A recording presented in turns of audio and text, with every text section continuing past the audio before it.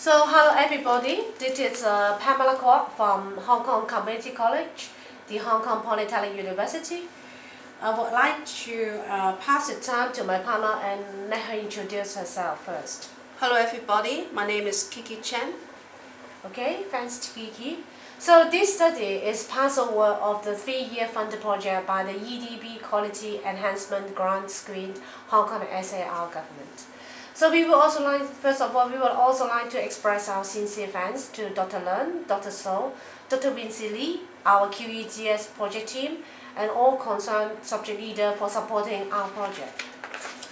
So let us kick off with the project title. So our title is relating to an outcome-based approach to curriculum development in associate degree program. So outcome-based actually is quite different from traditional teaching approach, and OBE is mainly focused on what is to be learned instead of being led by the instructor or educator. And OBE is not only require the educator to link teaching and learning process, but also knowledge and skills for achieving the planned intended learning outcome. So here is our study objective, and we would also like to brief you some involved party of our studies. So this paper attempts to explore the fresh graduate perception towards the attainment of intended learning outcome in terms of the generic skills. This key finding actually help us, maybe help the program leader to carry out a continuous reflection leading to the program enhancement. And there were several parties involved in our project. First of all, the focus group moderator. The focus group moderator actually executed the implementation of the focus group discussion with the support from a project assistant. And the focus group period lasts for 3 years' time, from December 2009 to October 2011. And besides the moderator and project assistant, program leader also support the project by providing a graduate needs based upon the academic performance of the graduates in terms of excellent, good, and satisfactory result. And basically all the respondents were recruited on voluntary basis, and debriefing was given at the time of the recruitment by the project assistant. And some graduates, actually they could not turn up for the focus group, but they still they were willing to support the project, so the personal interview will be arranged by the project assistant with these graduates. And all the focus group and personal interview were arranged in the campus of our college. Next, we would like to give you some core element of our core study, that is generic skills. So totally there are 4 generic skills we would like to measure, 5 generic skills that we would like to measure in our current study. So they are critical thinking in terms of arguments, and also creativity skills, IT skills, professional attitudes, and also effective communication skills in terms of English language. So more information we would like to brief you here relating to the methodology and also data collection. So 5 focus group and personal interview actually divided into 3 phases. And the focus group 3 phases cover 30 marketing graduates. The first one covered 2 groups, ex-student. The second phase covered 2 groups, another 12 students. And the final phase, the phase 3, covered 3 groups. It covered 10 students. So let us go on to give you the key finding of our study by my partner, Dr. Kiki Chen, please. Okay, the key findings. So the first, intended learning outcome. This intended learning outcome is about student can critically assess propositions and arguments commonly encountered in daily life and general business settings. This learning outcome is an essential quality that tertiary education has emphasized. The respondents perceived that they had developed critical propositions and arguments throughout the 2-year associate degree program, although they did not use the exact wording of critical proposition and arguments during their sharing in focus group discussion. They reported that they were given tasks such as assignments and tutorial exercise, which required them to employ thinking, decision-making, analyzing, planning, implementation, recommendation, and reflection. They became more sensitive to those advertising appeals or marketing strategies used by companies. Now here are some expressions from the respondents. Like the first one, we have learned how to assess questionnaires and how to analyze the data collected and design our campaign accordingly.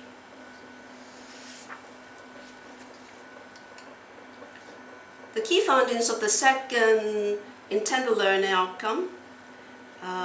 In fact, the second learning outcome is about students can invoke creativities and other problem-solving skills in dealing with problems encountered in daily life and business settings.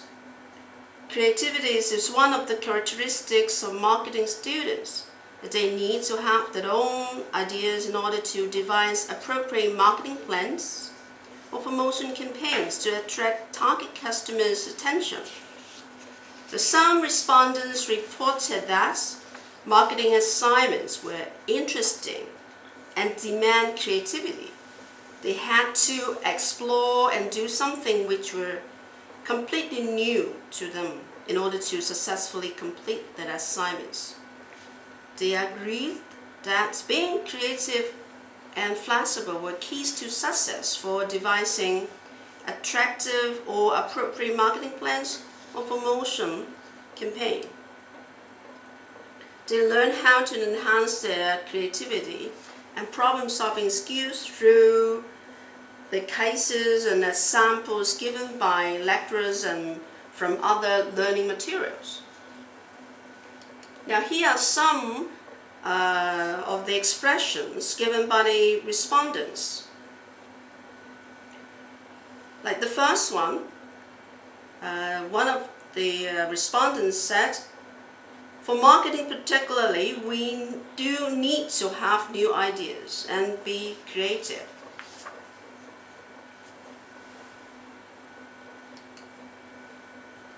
The key findings of the third intended learning outcome.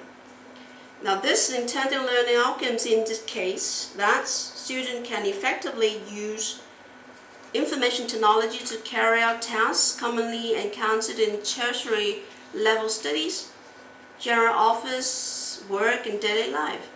IT skills are useful to the students who are studying in the tertiary level studies and after graduation in jobs.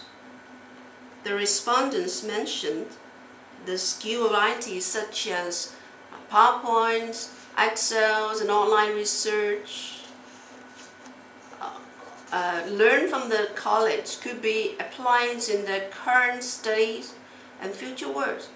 Their IT skills were trained through doing assignments and projects.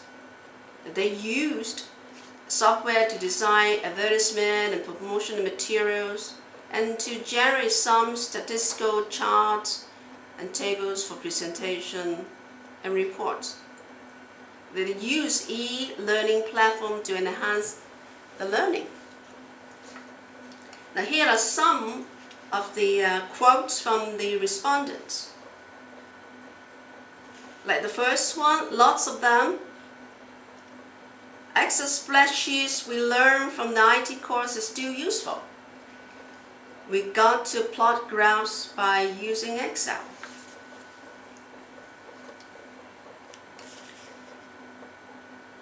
Regarding the findings of the fourth intended learning outcome, this intended learning outcomes emphasize that students can demonstrate a professional attitude in terms of sense of responsibility, integrity, self-confidence, service attitude, and teamwork at a level expected of a promising associate professional.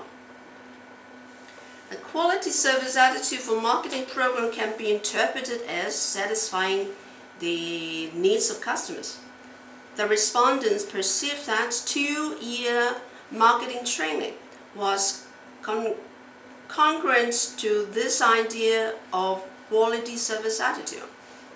The respondents were able to realize to address customer needs and make it as the focus of all marketing related activities. They were able to aware of the importance of teamwork and had learned how to manage team members with a professional attitude.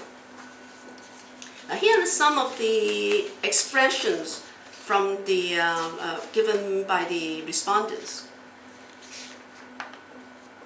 Like the first one, our research skills help us. Research refers to investigating the current market needs. Regarding the findings of the last intended learning outcomes, now this intended learning outcomes specifies that students can effectively communicate in spoken and written English in general business settings at a competence level required of an associate professional. They expressed that language proficiency, no matter in written or oral form, was important for their future studies and career. The respondents reported that they were encouraged to participate in class discussions to develop student communication in spoken and written English.